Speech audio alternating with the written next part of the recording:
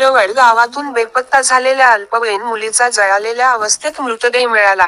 मुलींची सुरक्षा धोक्यात, नंदुरबार जिल्ह्यातील तळोदा तालुका हादरून गेल्याची घटना घडली आहे. तालुक्यातील खरवड येथून 10 सप्टेंबर 10 रोजी भरदिवसा एका 13 वर्षीय अल्पवयीन मुलीला अज्ञाताने फूस लावून पळवून नेले होते.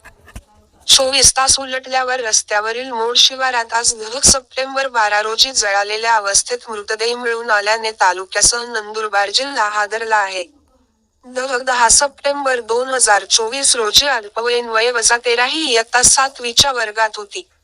सकाळी 10:30 ते सकाळचे 11:30च्या सुमारास खरवड गावातील जिल्हा परिषद शाळेसमोरील रस्त्यावर अज्ञात व्यक्तीने तिला पळवून नेले होते. याबाबत तिचे वडील यांच्या फिर्यादीवरून तळोदा पोलीस ठाण्यात फूस लावून पळवून नेण्याबाबत भारतीय न्याय संहिता 137(2) प्रमाणे गुन्हा नोंद करण्यात आला होता. पोलीस तपास सुरू असताना रस्त्यावरील मोड शिवारात आज, सप्टेंबर 12, अल्पवयीनचा मृतदेह जळालेल्या अवस्थेत मिळून आला. लैंगिक अत्याचार करून निरागस बालिकेस जाळून टाकण्याचा प्राथमिक अंदाज येत आहे. आरोपी लाखापूर या गावातील असल्याचा समजते. पूर्णविराम. नंदुरबार जिल्ह्यात अल्पवयीन मुलींवर अत्याचाराच्या घटनेत वाढ झाल्याने मुलींची सुरक्षा धोक्यात आली आहे. सुरक्षेबाबत जनजागृतीसह नराधमांना कायद्याचा धाक नसल्याचे स्पष्ट होत आहे.